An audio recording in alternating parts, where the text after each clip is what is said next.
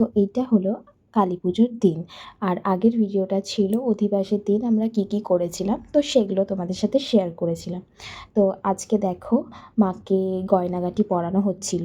গয়নাগাটি পরানো হয়ে যাওয়ার পর বাবারা গেছিল হচ্ছে ঘটে জল তুলতে।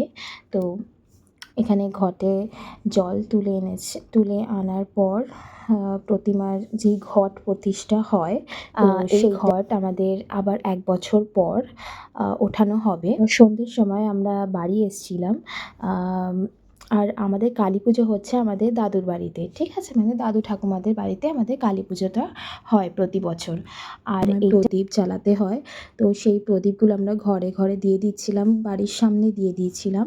আমিও ঝটপট রেডি হয়ে তারপর ওই বাড়িতে গেছিলাম। আর আমাদের পুজো হয় সারা রাত জুড়ে। তো আমাদের ব্রাহ্মণ বসেছিল 11:30 12টার দিকে পুজোতে। তারপর সারা রাত পুজো হয়েছিল। 3টে 3:30টার সময় আমাদের পুজো শেষ হয়েছে। মহাযজ্ঞ হয় বাড়িতে। তারপর প্রদীপ টদীপ জ্বালানো হয়। তো সব কিছু হয়ে যাওয়ার পর আমরা কিন্তু রাত্রিবেলা, মানে রাত্রি সেই 4টে ভোর, মানে রাত্রি তো বলা যায় না, ভোরবেলা 4টে এরকম দিকে আমরা প্রতি বছর ঠাকুর দেখতে বেরোই। আর খুব মজা হয় রাস্তার মধ্যে। আমরা আমরা তো ভীষণই মজা করি।